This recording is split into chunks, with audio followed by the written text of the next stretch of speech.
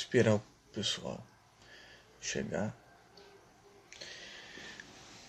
Acabei a meia hora mais ou menos de terminar o segundo grupo, primeiro encontro do segundo grupo de estudos do Gramsci, gente do país inteiro, no primeiro grupo, nesse segundo.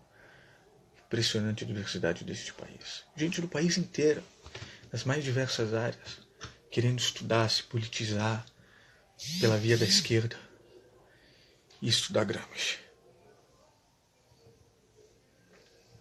Estou fazendo uma coisa muito importante, que tem tudo para crescer, os grupos estão crescendo, e ir para a prática. Gente do Nordeste, do Sul, aqui do Sudeste, do Centro-Oeste, do Norte. Uma coisa impressionante.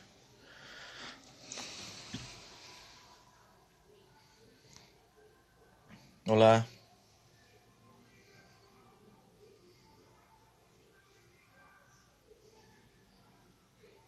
Boa noite. Você é aquele que estava esses dias aqui também na live, que tem um cabelo comprido, não?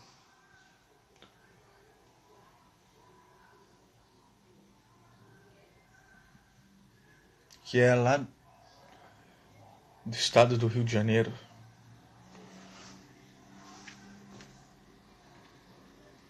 Ou eu estou confundindo?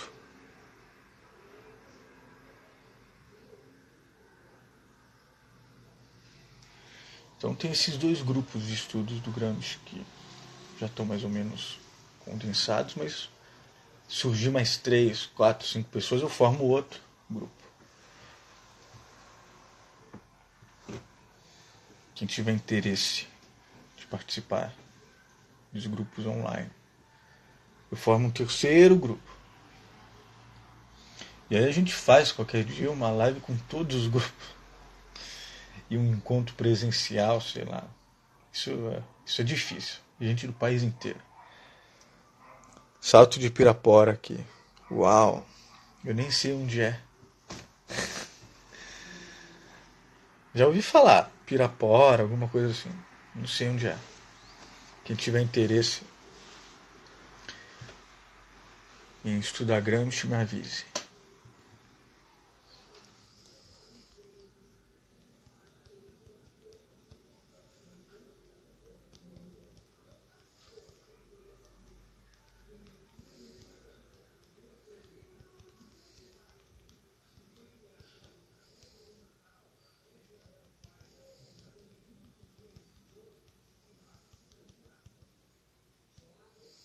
Deixa eu deixar uma mensagem fixada aqui. Sobre os grupos de estudos.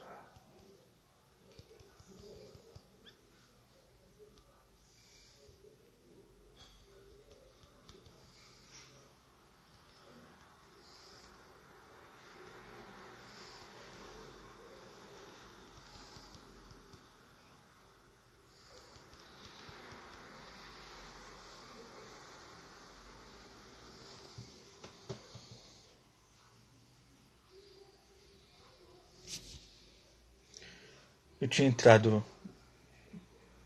alguns minutos, tinha vindo bastante gente, mas eu tive que sair rapidinho. Vamos ver se voltam pessoas.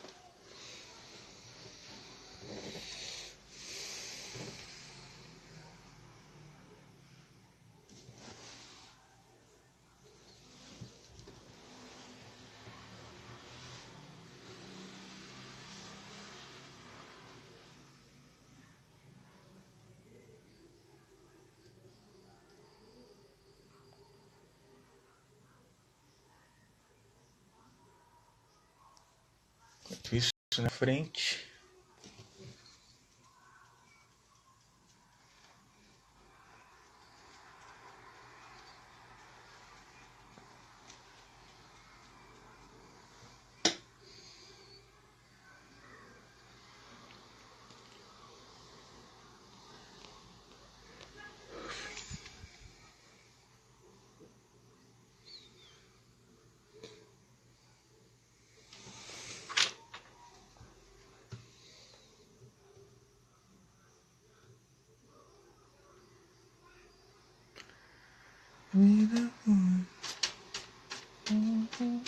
Olá.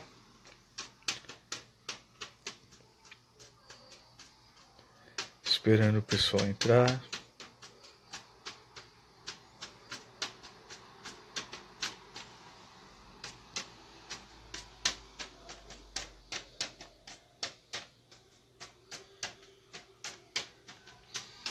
Esse gato vai cair. É gata. Ela não cai.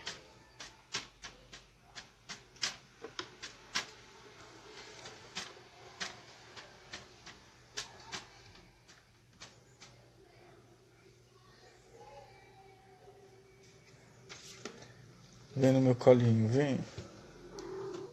Vem.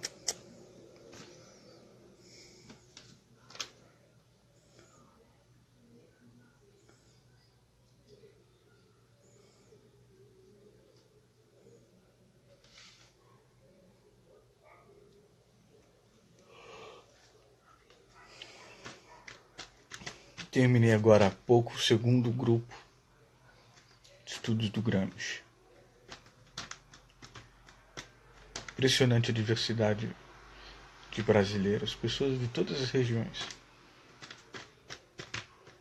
Não de todas, né? Deste segundo grupo, Nordeste, Norte, Centro-Oeste, aqui Sudeste. O primeiro grupo tem gente do Sul, do Nordeste, enfim, esse país é enorme, imenso, coisa impressionante.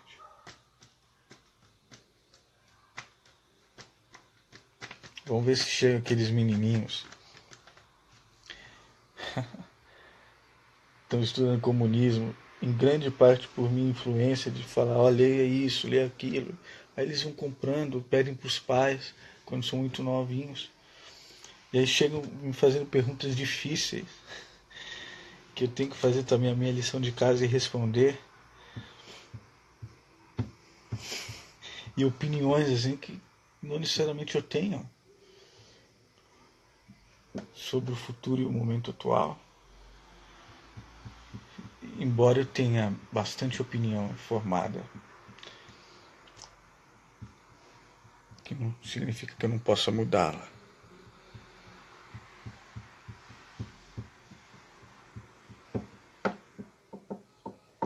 Mas não sei os horários.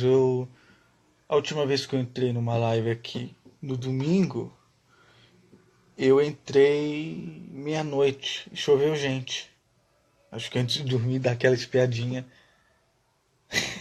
no Instagram, mas foi muito profícuo.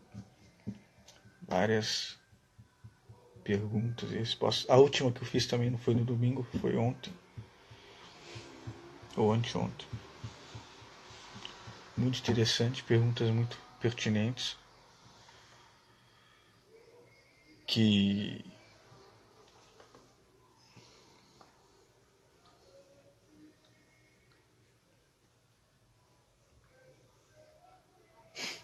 tem uma festa aqui perto. Eles estão cantando o dia inteiro no karaokê. Ridículo. Não sei se dá pra ouvir daí.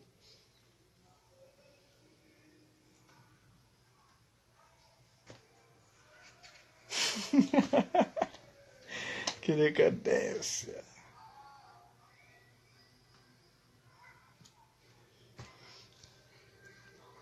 Júlio Pires. Ha. Quero ver, ele já chega me pedindo em casamento. Tá quietinho demais agora.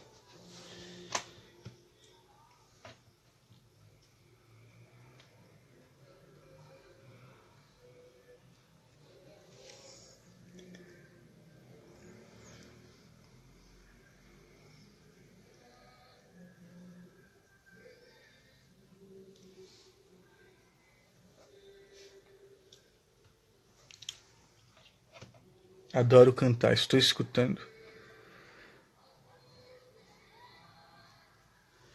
Eu também adoro cantar no chuveiro.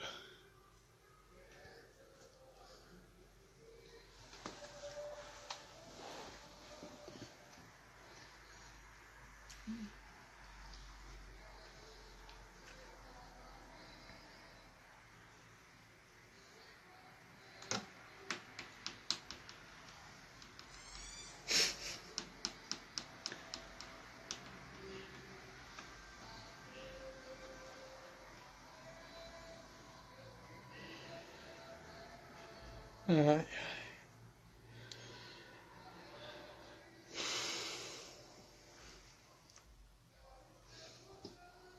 Vou sair. Beijos. Beijos. Nem sei quem é você, mas beijos.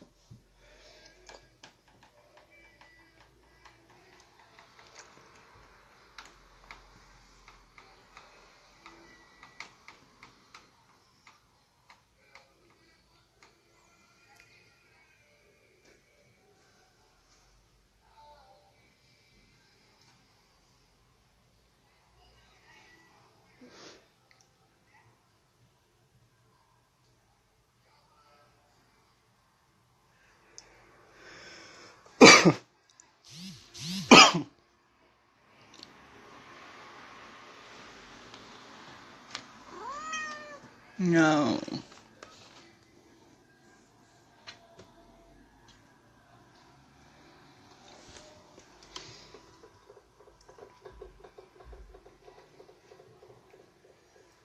Façam perguntas.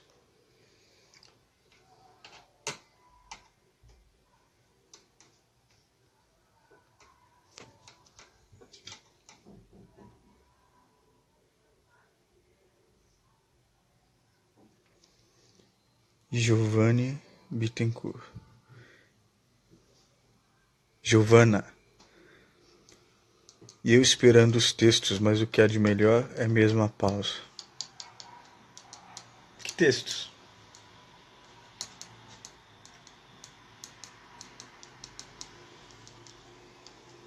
Quais textos?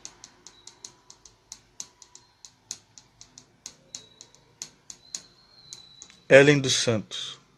A Ellen dos Santos faz parte do segundo grupo de estudos de Gramsci. Sônia Regina, panela mineira. Oba, vai cozinhar? Cozinha aí pra gente. Uma comidinha mineira. Que delícia.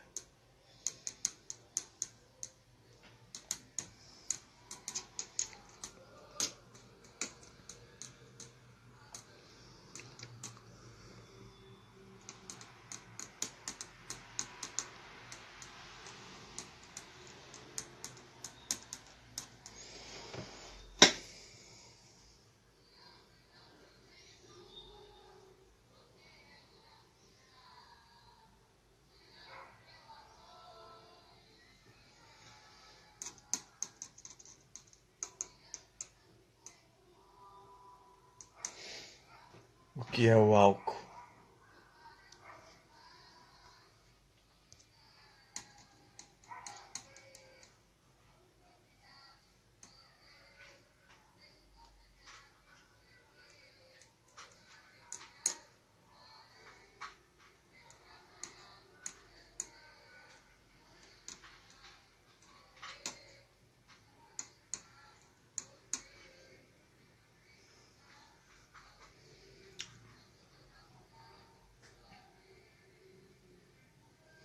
Tu olhou Ricardo Galvão, presidente, né, do INE, exonerado, de frente com o sinistro anti-meio ambiente, Ricardo Salles, né? Mentindo na cara do povo, ridículo, sim. Eu vi aí na página da Mídia Ninja e fiz um comentário lá. Um filho da puta. Não.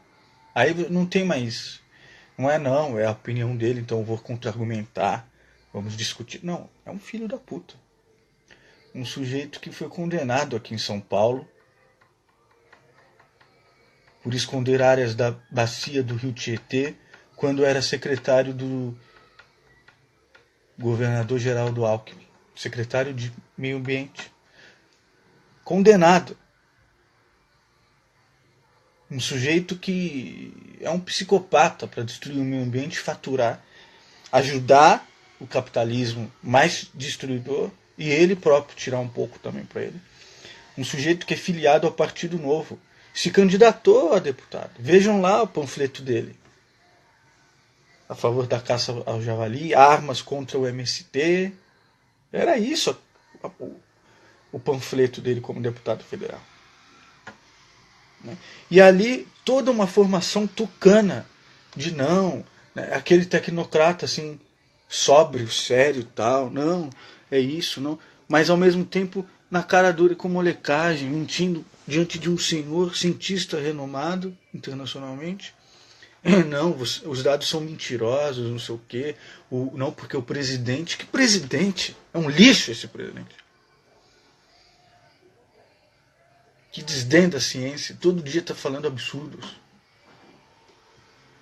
E, obviamente, o Galvão falou. Ele tem autoridade aí, sei lá, institucional, mas nem isso, mas não tem autoridade moral e tal. E foi desrespeitoso, etc. Enfim. Então, é um conjunto de gente que a sociedade brasileira, nós, a sociedade brasileira é nosso, o povo é nosso também. Tem que falar até onde a gente vai deixar esses caras irem. Enfim, eu não quero ficar falando dessas coisas, eu quero falar de coisas mais formativas, filosofia e tal, porque Giovanna Bittencourt, me interessa muito ler Gramsci, mas cheguei em você pelo Deleuze e Guattari. Eu queria saber qual relação você acredita que existe entre a faixa de Moebius e a esquizoanálise. Interessante isso. Primeiro, interessante a questão, né, do percurso que a gente vai fazendo, né, dentro da filosofia.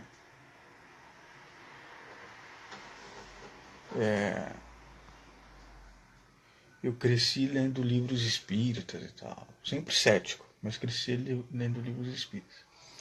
E de repente eu... Depois Nietzsche. Vários outros, tal. Daí chega no Marx. Aí volta a reler Nietzsche junto com Marx, que era algo que o Deleuze fazia. O Deleuze chegou no Marx tardiamente, nos anos 50. Não, nos anos 60. E sua biografia...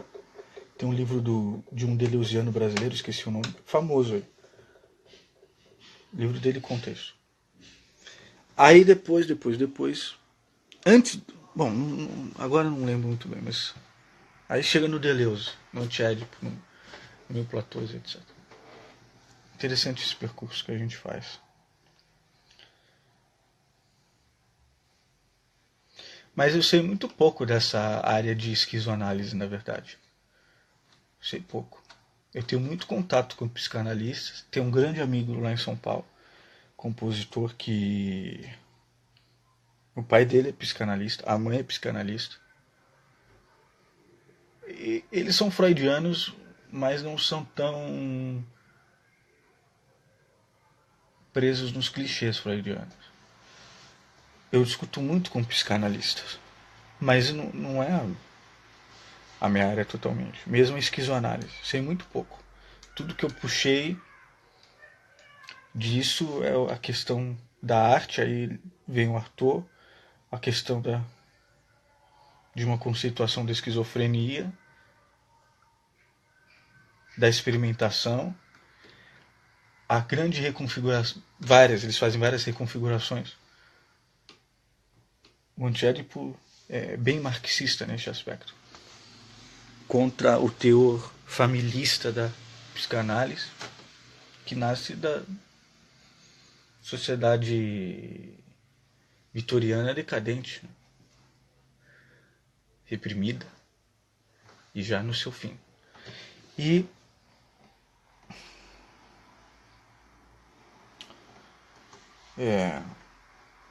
então esse teor da filosofia e tal. Agora, o resto das questões de esquizoanálise é algo que eu não me aprofundei muito na questão não me aprofundei muito em esquizoanálise. Não sei como funciona em clínica e tal. Tem alguns grupos em São Paulo, sobretudo. Aí tem que ser São Paulo.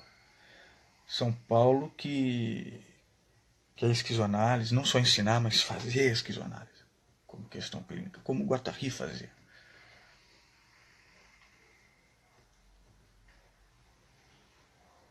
Eu nunca tive um contato, assim, uma ligação com um esquizofrênico, por exemplo, para saber. É uma questão muito conceitual minha. Mas se você quiser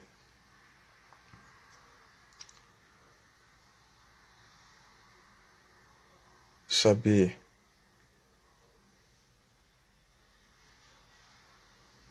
tem um artigo bom sobre isso. Eu não lembro agora, não reti. Mas eu te mando depois. Giovanna Bittencourt.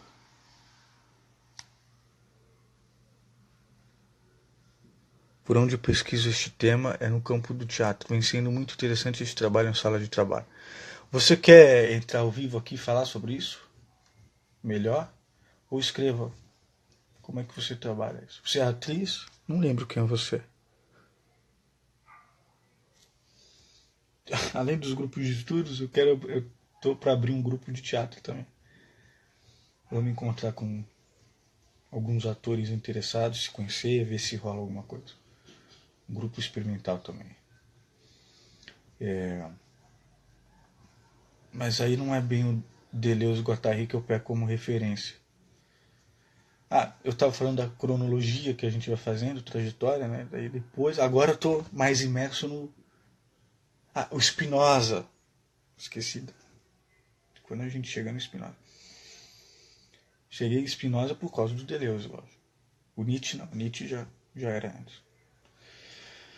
Mas aí, agora estou no Gramsci por causa dos grupos de estudos, lendo coisas que eu não tinha lido antes. Mas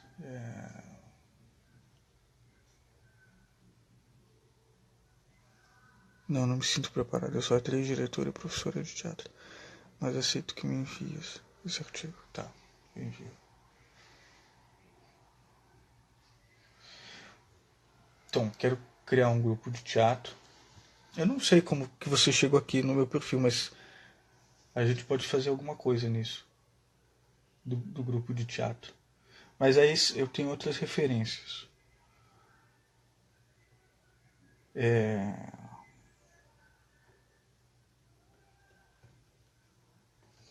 Dramaturgicamente, provavelmente eu vou escrever alguma coisa, mas eu quero escrever durante o processo. Mas eu tenho referências. Rainer Miller, mesmo Brecht, o Beckett, o meu conterrâneo Plínio Marcos.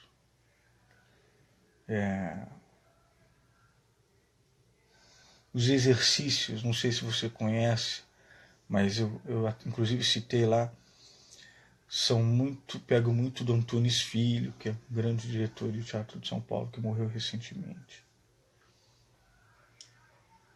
Ele, no hospital, os atores lá, ele exigia deles exercício de voz, projeção, ressonância. A pessoa fica neurótico. Eu vi, mas moro em Florianópolis. Que pena. Vem pra São Paulo. Rafael Campos PT. Oi, bebê lindo. Os caras vêm tudo aqui me cantar. Neném, bebê, nossa, que lindo. Quando a gente vai se casar? Não sei o que. Os caras chegam assim. É lógico que eu adoro, né? 50% eu gosto, 50%. Sei. Giovanna Bittencourt. Montamos uma chat para um teatro dança. Que ótimo. Foi para algum festival? Foi para o Mirada, por exemplo?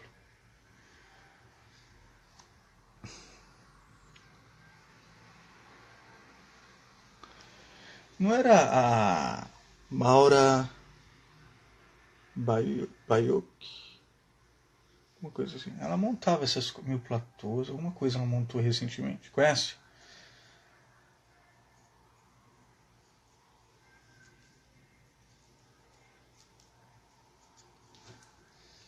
Vou sair, querido. Obrigado. Quem sabe um dia avançamos na conversa.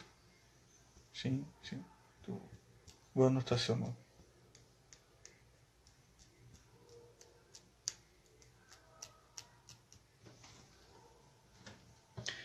E vou estudar. Não conheço, mas vou pesquisar. Sim, ela montou recentemente. Que é muito ligada com o Luiz Fugante, que também traz Deleuze e Spinoza, o corpo sem órgãos. Então eles andaram estudando isso daí. Corpo sem órgãos eu gosto, já sei ensinar. Aí eu sei ensinar. Que não deixa de ser um elemento central da esquizoanálise, né? Corpo sem órgãos. Porque o corpo sem órgãos não é simplesmente um conceito filosófico. Uma experimentação, uma prática.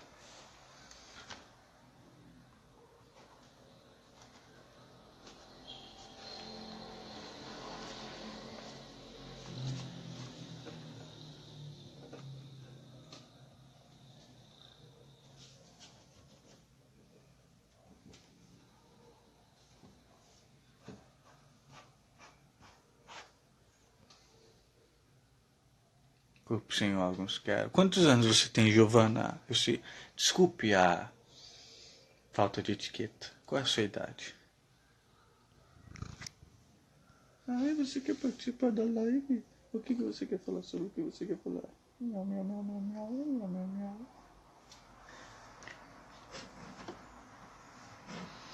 Chega sempre com delay aí, né, eu acho, a live.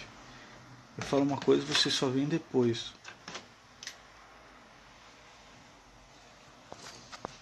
Quero falar um pouco do corpo sem órgãos. Faz tempo que eu não falo.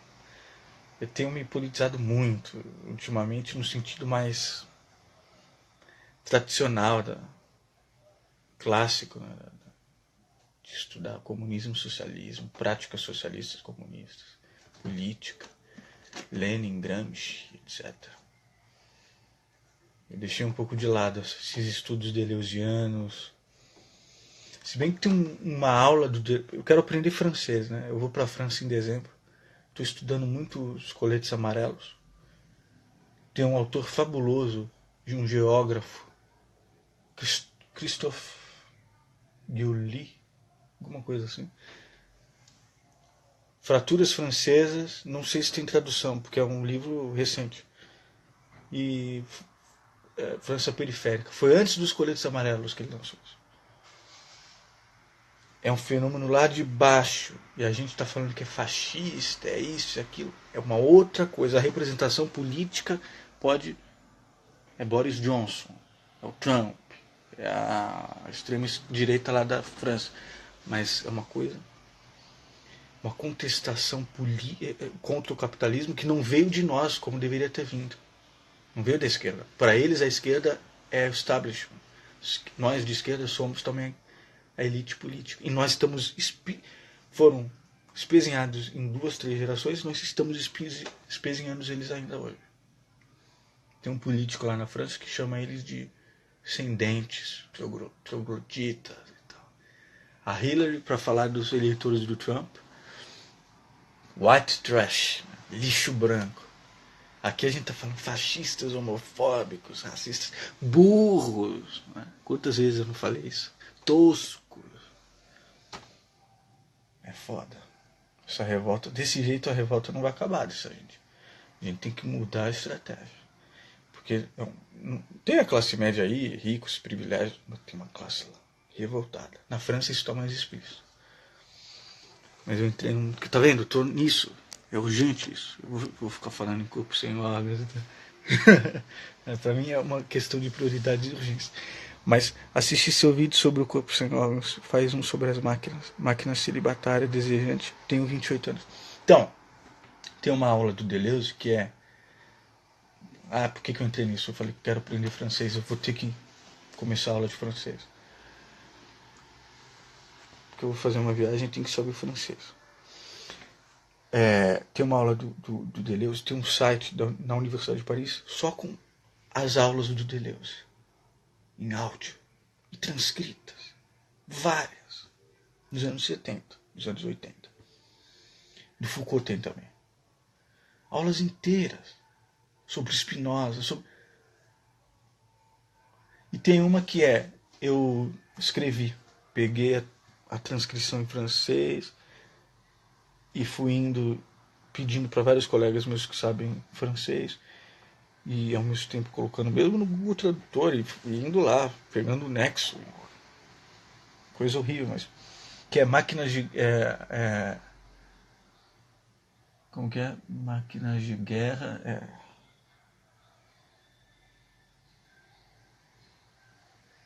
Máquinas nômades. Ma... Estado e máquinas de guerra. Alguma coisa assim.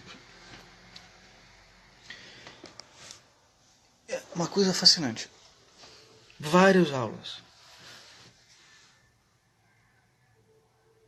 Conhece Brian Massumi e Money?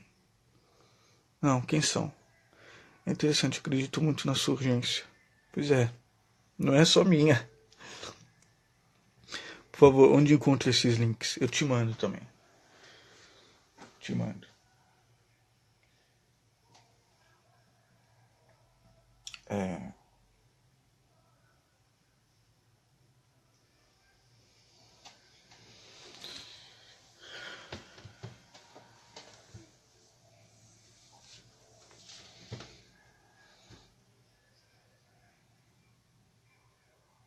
Eu te mando esse link das aulas do Deleuze.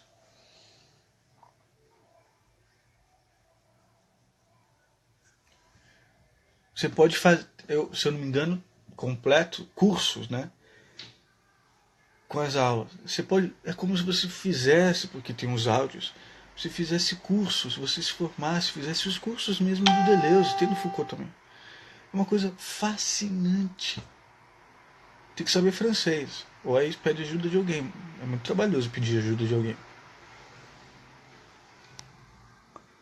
Dan Librelato. Se puder, compartilhe os links das aulas no post, é importante.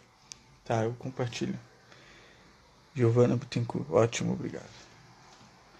Ou se puder me enviar em inbox também. Tá, me envia. Mas eu tava pensando em fazer um trabalho com isso. Traduzir.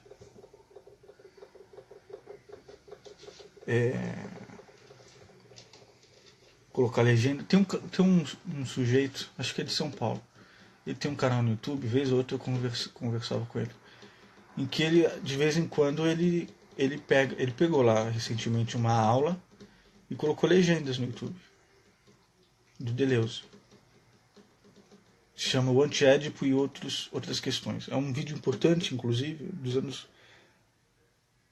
10 anos depois do Antiédipo, portanto em 82 por aí, em que ele, o Deleuze, responde certas questões de alguns alunos.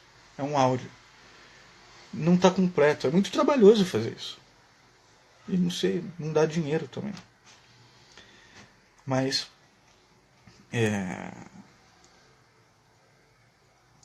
depois anotem aí, o Antiédipo e outras questões.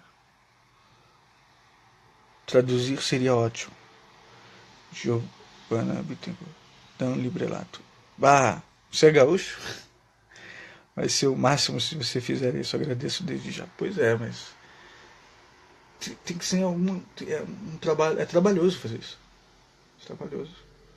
Ainda mais se você for. Aí é legenda, aí não basta traduzir, tem que pegar um áudio, como se fizesse um vídeo. Trabalhar com legendas, que é uma coisa chata. Legenda em vídeo. Mas esse menino ele faz, sempre está fazendo. Pegou do Guattari, uma entrevista do Guattari, legendou.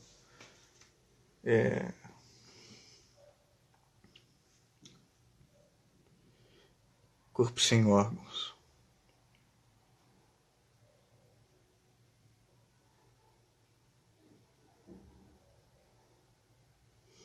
Corpo sem órgãos não sei aí vocês, mas foi. Tá um outro público hoje, né? Geralmente estou falando de revolução, socialismo, diferença entre União Soviética e Brasil. Muito louco isso. Não sei com vocês, mas comigo é libertador, né? Quando você chega no corpo sem órgãos.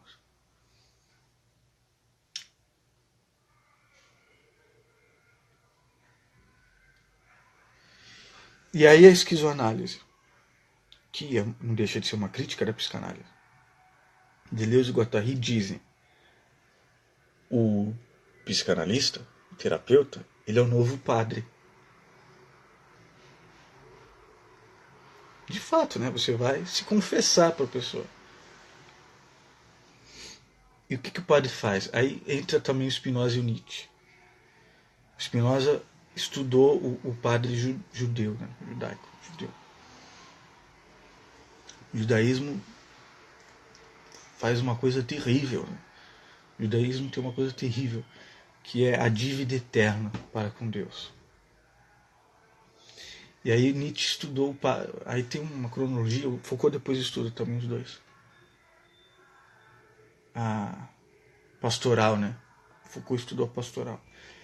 Mas o Nietzsche aí estuda no Anticristo, em vários, praticamente todos os livros, ele está destruindo todo o tempo o cristianismo. Mas aí entra o padre cristão que faz algo ainda mais terrível. O padre judeu é a dívida eterna. Os judeus têm uma dívida eterna com Deus. O padre católico vem com essa dívida eterna e vem com a culpa e com o pecado.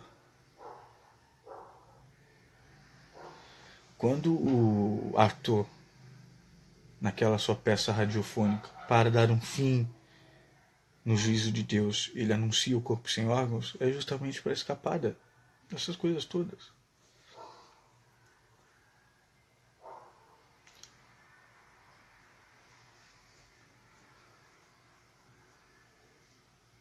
Porque o padre... Por que é um corpo sem órgãos, né? O Arthur fala, podem me prender... E ele era esquizofrênico. Não pode tirar a questão da esquizofrenia do Arthur. As pessoas ensinam Arthur, as pessoas interpretam Arthur e esquecem isso. Mesmo atores e filósofos, psicanalistas... Não, psicanalistas sabe, mas filósofos, etc., fazem uma leitura deleuziana do Arthur, ou guattariana do Arthur, deleuziana sobretudo, artística. Ele era um esquizofrênico, não pode tirar isso. O que quer dizer isso? O esquizofrênico tem um momento... Esquizo quer dizer isso, né? Acho que é romper, né? Se eu não me engano. Ele rompe a superfície. Não é como nós, não é a nossa visão de mundo. Tá? Não. Tem um momento que rompe a superfície. As coisas já não têm mais distância entre si.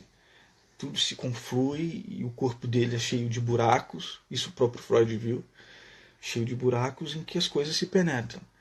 Os pensamentos são concretos. As falas das pessoas são concretas. Os textos são concretos. Atingem o corpo de uma maneira impressionante, dolorosa, enfim. É terrível. Por isso que o Arthur não conseguia traduzir do inglês para o francês o Lewis Carroll, a Alice no País das Maravilhas. Tem um capítulo do livro do Deleuze, que é livro sobre signos e sobre a lógica, em que ele faz uma diferença entre a menina e o esquizofrênico. A menina é a Alice no País das Maravilhas. A Alice... Eu já volto no Corpo Sem Órgãos. Eu vou deixar esse vídeo aqui, depois eu faço um download e coloco no meu canal. É que eu tô tagarela. A Alice, ela vive num mundo do nonsense, mas no qual ela consegue se relacionar. Então. E o Arthur pega aquilo e fala, mas isso aqui é bosta de inglês que come bem. Lewis Carroll. Aí ele escreve para um amigo, Arthur, esqueci o nome do amigo lá, um carta. Não consegui traduzir um poema, não é Alice, não consegui traduzir um poema do Alice através do espelho, um poema nonsense do Lewis Carroll, que tem uma tradução ótima do Augusto de Campos. O Augusto de Campos, da poesia concreta, eles adoram essas coisas, experimentações da linguagem. Para o Lewis Carroll, isso são experimentações da linguagem. Para o Arthur, não é experimentação. É o corpo dele, a vida dele. Então aquelas experimentações, aquelas palavras nonsense, o universo nonsense da Alice, é nonsense para nós. Diz muito para a nossa própria vida. Porque também não tem um pé fora do chão. Por isso que eu gosto do Lewis Carroll. Mas são experimentações, jogos de linguagem, jogos infantis que ele usava mesmo, sei lá se ele era pedófilo, tem toda essa história. Mas naquela época, criança tinha uma outra conceituação, criança já era adulto logo. Mas tinha Alice, né? Tem foto dele com a suposta Alice real. Pro ator não são experimentações, uma coisa vital. O Arthur tem um texto que ele fala: o pensamento corre que nem fogo e larva no corpo, e que é a alma também, qualquer coisa assim. É a experiência esquizofrênica, que é uma experiência terrível. É muito poético falar isso, mas é terrível. Mas enfim. Então podem me prender, etc. Por que isso? Que bom que você enfatiza o caráter subjetivo da condição esquizofrênica de Arthur. É muito necessário mesmo, e poucos artistas consideram isso. É caráter subjetivo, é um caráter corporal, concreto. Não é apenas subjetivo, é concreto. Eu conversando isso com a mãe do meu colega, ela falou: uma característica, um sintoma central da esquizofrenia, eles levam tudo ao pé da letra.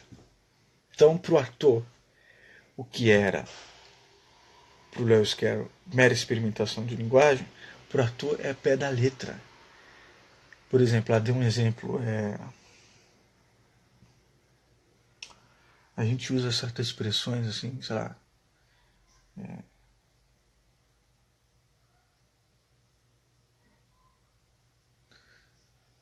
Esqueci o exemplo de expressão que ela usou. Piscar, o sujeito tá piscando e tal, sabe? De uma maneira assim, modo de se expressar. Sabe? O esquizofrênico é piscar mesmo. E ele reproduz isso quando ele ouve. Sabe? Tudo concreto, tudo no corpo. Uma coisa fantástica. Para quem não é esquizofrênico. Mas o Arthur, por que ele é genial? Porque ele usou a esquizofrenia como experimentação para sua arte, para sua contestação, etc. É aí que está a genialidade do Arthur. Nem todo esquizofrênico faz isso, mas ele fez. Bom, então quando ele fala pode me prender, é prender realmente numa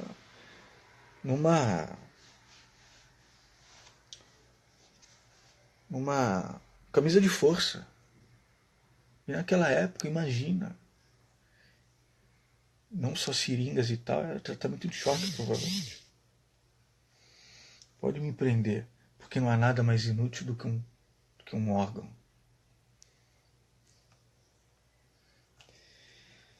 Mas aí a leitura deleuziana, os órgãos são captados. Assim como pro ator, as palavras do Lewis Carroll, ele deglutia, passava pelo estômago mesmo e virava algo fecal mesmo. Até uma escatologia. Isso está no ator. Nos textos dele, vários, no mundo inteiro, eu já vi em vídeos, fazem o ator interpretando dessa forma. Escatológico. Bom, o padre, o que ele faz? E por que dá um fim no juízo de Deus? Por que eu peguei a conceituação do padre em Spinoza e Nietzsche? Porque o padre, ele é para nos capturar. Isso está no Como Criar um Corpo Sem Órgãos, do Mil Platôs. O padre lança sombras sobre o presente, é pecado, o próprio corpo é pecado, etc, etc, etc. E apresenta uma forma extrínseca, externa, de paraíso, do que é bom, do modelo ideal e tal. Ele te tira, ele te projeta para fora do seu corpo, para fora do seu presente. Tá? Ele te captura. E aí diz o Spinoza, o Nietzsche já tinha isso. Tá? Não basta apenas isso. Não basta apenas lançar sombra sobre o presente e dizer que está tudo errado e apresentar o modelo. Isso, o grande triunfo do padre, das religiões e tal, da política, de várias formas da política. Por isso que dá para dar um fim no juízo de Deus, mas também para dar um fim no Estado, para dar um fim no capital, para dar um fim na lei, para dar um fim... Todas essas formas. É que ele oferece uma recompensa. Isso Spinoza já tinha visto. Spinoza dizia, o homem que precisa de uma recompensa e tal, ele não é um homem livre, ele é um escravo. Se você for bonzinho, se você fizer isso, os 10 mandamentos, não sei o que, tal, isso, aquilo, aí sim você vai ter o reino dos céus. Aí sim você vai ser aceito, etc, etc. Isso é uma capturação. O corpo sem órgãos, o roteiro, o script é esse, das nossas sociedades. O corpo sem órgãos é uma experimentação para fugir de tudo isso. Uma experimentação prática. Através do desejo.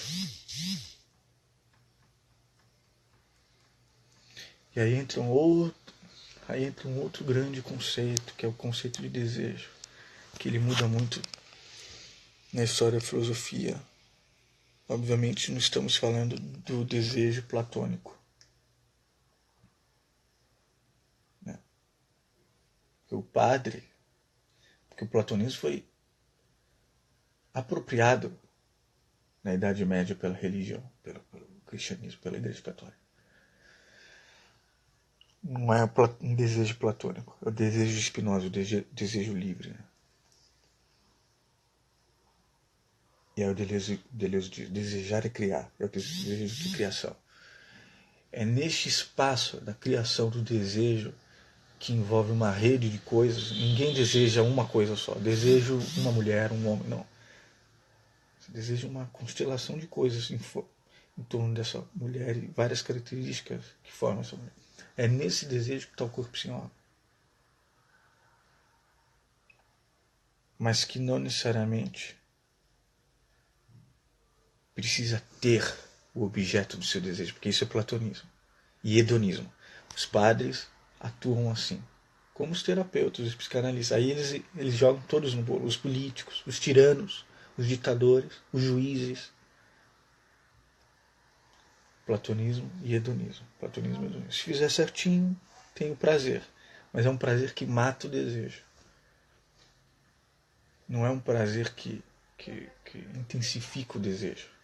Ele mata o desejo para você ficar aí, no seu canto, não se rebelar, não revolucionar nada e para ganhar o céu, o reino dos céus em breve, que não existe.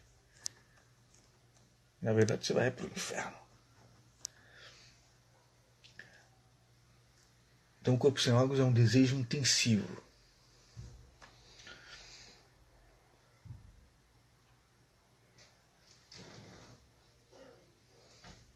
Onde está realmente as nossas maiores felicidades inauditas e a criação, o fluxo do desejo, a criação do desejo que não é platônico e que também escapa do hedonismo fácil. É em fluxo, livre. Mas isso pode te destruir.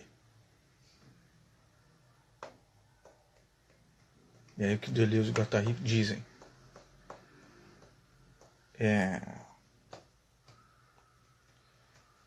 Prudência. Uma questão de dose.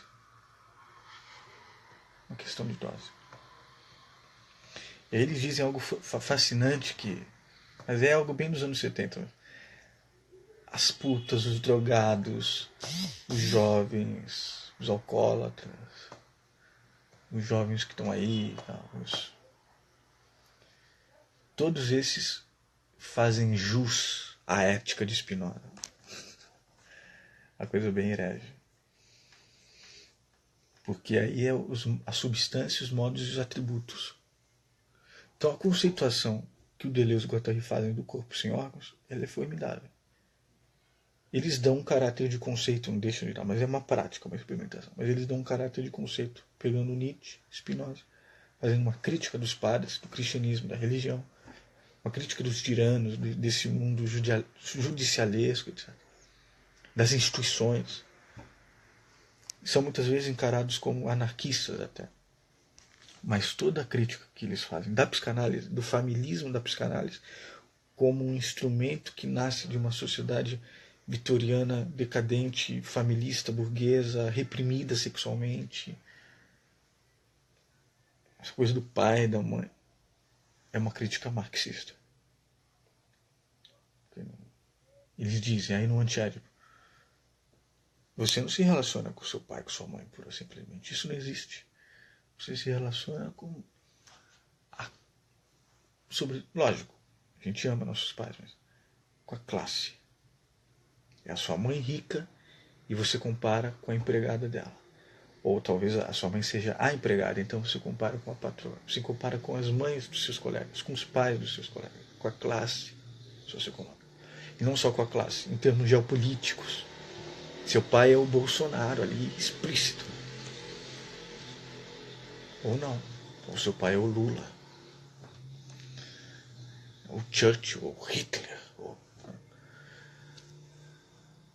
Em termos cósmicos, telúricos, sabe? Eles ampliam assim de uma forma impressionante a psicanálise. A psicanálise que estava naquele papai e mamãe, ultrapassado. Eu gosto muito de Jung, aliás. Estudei muito Jung. Eu esqueci de falar isso. Antes do Freud, antes do Nietzsche. Estudei Jung. Lia bastante Jung. Eu tenho um dicionário junguiano. Li as memórias do Jung.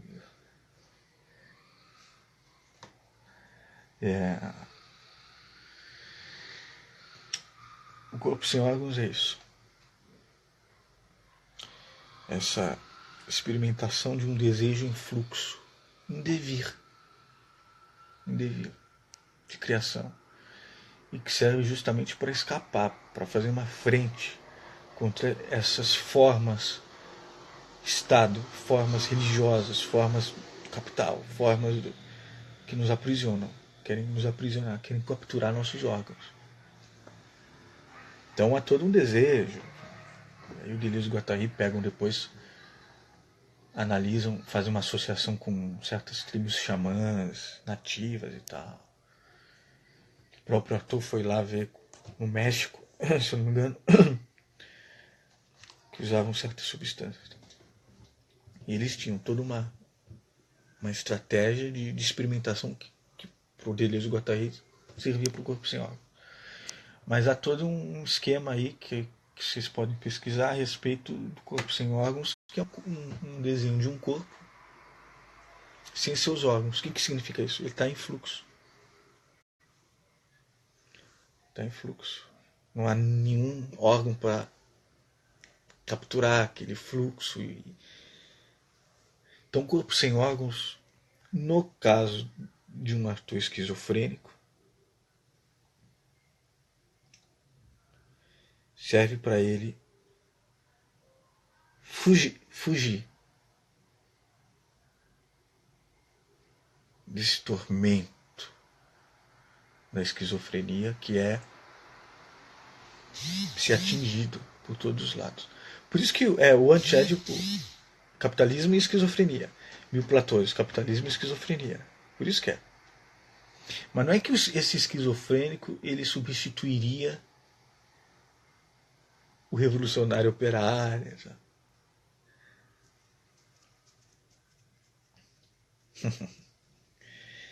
É apenas que o esquizofrênico é um laboratório, inclusive para os revolucionários verem como é que eles agem diante dos signos semiológicos, semióticos, da propaganda, por exemplo, da mercadoria, do discurso capitalista. Eles fogem, eles fazem perguntas, são céticos, perguntam e depois não querem saber.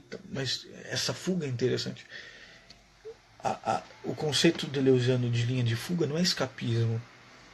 Não é escapismo. Linha de fuga, ele próprio diz no abecedário, como um cano que estoura. Assim. Um cano que estoura. Uma coisa que se rompe, que se quebra, que se confronta. E que vai para uma outra realidade. Então o corpo sem órgãos é um instrumento que o esquizofrênico usa para sair dessa prisão. E que nós podemos usar para sairmos das nossas prisões.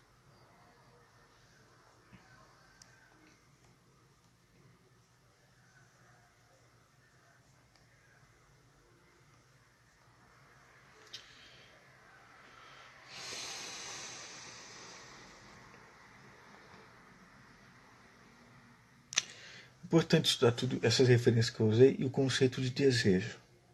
Eu acho fascinante. Eu quero dar um curso ou um grupo de estudo sobre o desejo.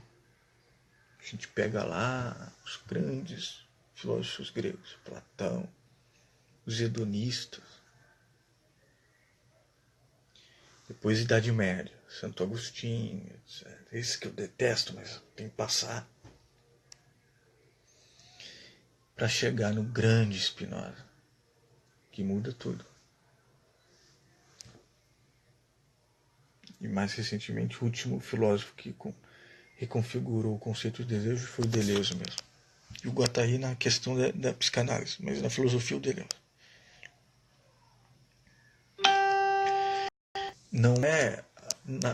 há um platonismo renitente em tudo, na política, em tudo, na nossa sociedade, na família, o tempo todo. Você tem uma falta, você precisa então você tem um desejo. Para o Freud era assim. Para a psicanálise lacaniana é assim. Quantas vezes eu discuti com certos colegas psicanalistas, tem um que eu desfiz a amizade, uma discussão acalorada sobre isso. O desejo para eles nasce da falta. Não. O desejo não nasce da falta. O desejo nasceria da falta e você precisa do objeto desejado para suprir essa falta. Aí você já está todo escravizado, todo cooptado, todo capturado, seus órgãos.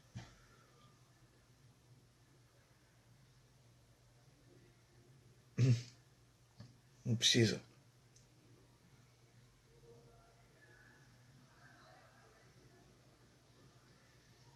Porque aí Spinoza, desejo é liberdade. Você deseja criar. Quando você está desejando, você está criando. Um lugar, uma pessoa, assim, assado. Isso é criar. Não só imaginando, você está criando. Assim, assado, como é que vai ser? Você está construindo, é construtivista.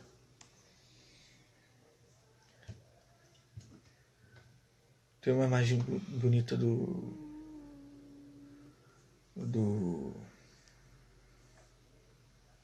Proust. Eu não desejo apenas uma mulher. Eu desejo uma paisagem em volta dessa mulher. E meu desejo só não se completa enquanto eu não completar essa paisagem em volta da mulher. Não, tá. Às vezes você vai lá, conhece a mulher e tal. E foi isso. Ou foi outra coisa. Mas aí já é uma outra coisa em relação ao desejo. Às vezes nem foi tudo isso. Às vezes foi diferente, foi ótimo. Mas são muito quentes isso. Não é isso que interessa na questão do corpo sem órgãos. Questão do desejo. E o desejo precisa sempre de um lugar. A definição de um lugar.